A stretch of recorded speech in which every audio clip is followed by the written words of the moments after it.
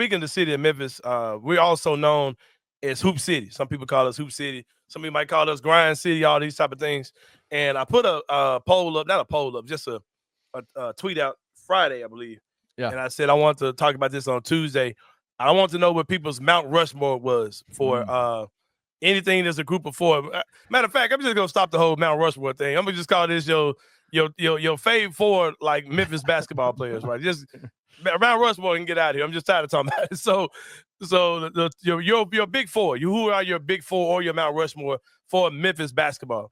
And that could be high school players, college basketball, NBA players, guys who did all three here, whatever. You know what I mean? You can I want to know what you guys were. I've got mine. It didn't take me long to come up with mine, but I want to see code for it. I want to see what you guys were. Here's mine, and I'll break it down as to why. Yep. In no particular order. Well, I'll give it to you in a particular order. I ain't gonna hold you. Number one to me is Penny Hardaway. That's who I grew up on. Not far. He was the first star player that came out of Memphis that I've ever seen. Superstar. You're talking about shoes. You're talking about little penny commercials. You're talking about NBA All-Star, All-NBA, NBA Finals.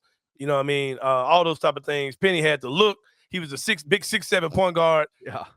Slender dude. No look passes like Magic Johnson. Could get to the basket. Could knock down a jump shot a little bit. Him and Shaq was just this amazing duo, man. I remember I thought about something today because somebody was talking about Dwayne Johnson. The Rock has lost a lot of weight, and somebody was saying that The Rock looks like he came out of the Rock Russian doll, and he took the first rock off and came out of his other body. He's lost a ton of weight. It made me think about my brother. I don't know where he was. I don't know if he was in Russia or Japan or where he was, China or something. But my brother used to travel the world with his job, and he brought me back Orlando Magic Russian doll set that had Shaq on the outside. The second doll was Penny, I believe. There was Nick Anderson, Dennis Scott Skiles. And I just thought about how, like as a kid, I wasn't really understanding that, but we talk about like the global game, right? This is back when Shaq and Penny was there, and there were Russian dolls made for them in another country. You know what I mean? And Penny was just that dude, man. King Cotton, all that kind of stay clean, keep the dream, all that blue chips, all these things, bro. You know, it's Penny, the GOAT. Easily, I don't care about the rest of the order, but Penny's number one as far as my big four coming out of Memphis. Also had Zach Randolph. Zach Randolph, of course, 50 for the city, man. First jersey we retired. Yep. The guy who kind of put Memphis on the map as a pro team as far as being the face of the team, being the guy that he was grit and grind. He was the toughness. All these things that you talked about that Memphis was known for. He was the guy that seemed like to be the big bully on the block to that carried that label and that moniker of grit and grind like none other on and off the court. And like we had this debate in the group chat the other day about Tony Allen's place in Memphis history. And I was like, bro, y'all are talking about more bravado than anything. Y'all talking about stuff that really ain't got nothing to do with nothing. And I get it, but that's not something I'm going to weigh over, actual basketball stuff. But Z-Bo was, the all-star leading scorer, all those things for the team. The guy who actually won playoff series for the Grizzlies. Shout out to you, Marcus. No shade, but shade. Shout out Z-Bo for actually, carrying us to playoff wins. But anyway, I digress. But Zach Randolph, 50 for the city, number 2, man. And I'm going to tell you, when I knew Z-Bo was something special to this city was the day that I knew this before then, but this really sealed it. When his mom passed away. Oh, yeah. And he came back and the emotions in that arena, like people crying, including me, crying when Z-Bo came back and his mom passed away. That was it. That was it, bro. Yeah. Number 3 to me, Ja Morant, global superstar. That Ja 3 shoe. I don't think we understand that shoe is about to go fucking nuts this year, bro. That shoe, especially when they drop that, if they drop this Nike 4U thing like they're talking about doing, that shoe is gonna be, you're gonna see that shoe everywhere, bro. That shoe is gonna be like shoe of the year for sure.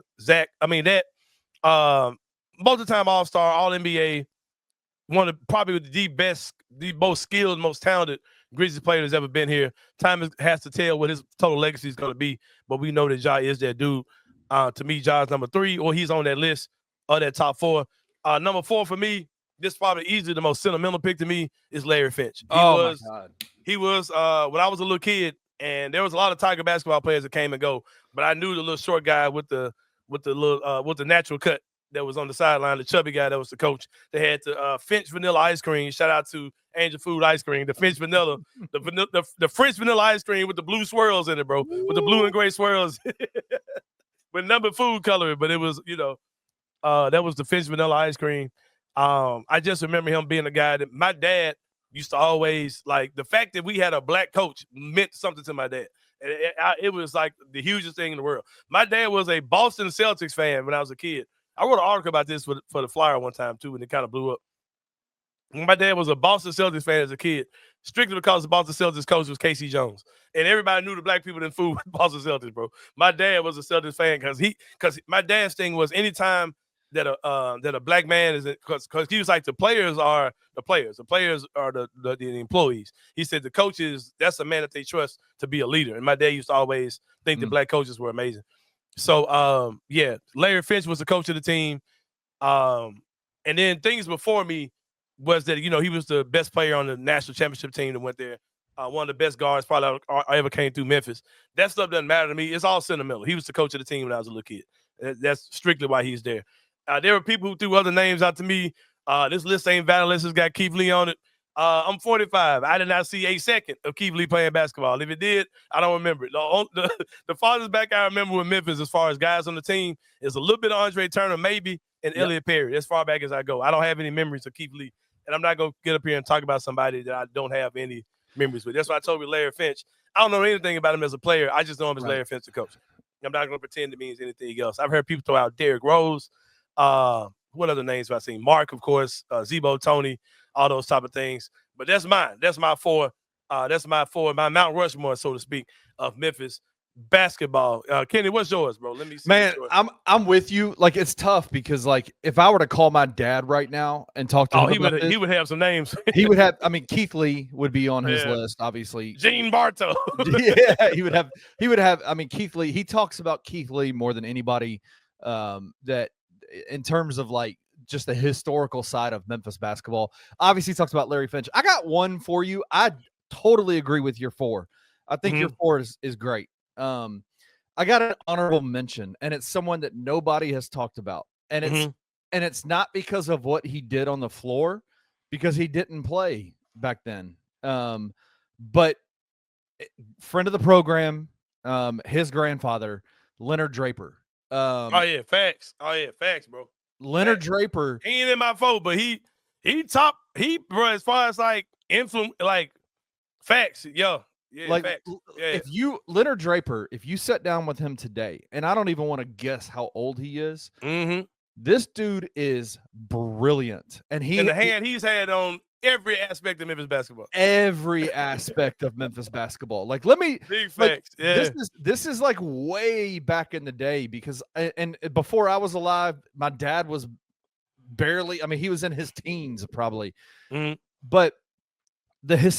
We think about the history of Memphis basketball and how Memphis basketball is like the Memphis Tiger basketball program is like massively influential in our city.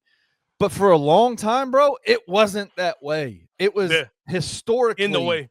It was historically in the way. It was historically a university that the kids from the inner city, kids from the city of Memphis, black kids from the city of Memphis would not go to school there because of the way that the University of Memphis moved in the city. It was it was in a lot of ways like 2025.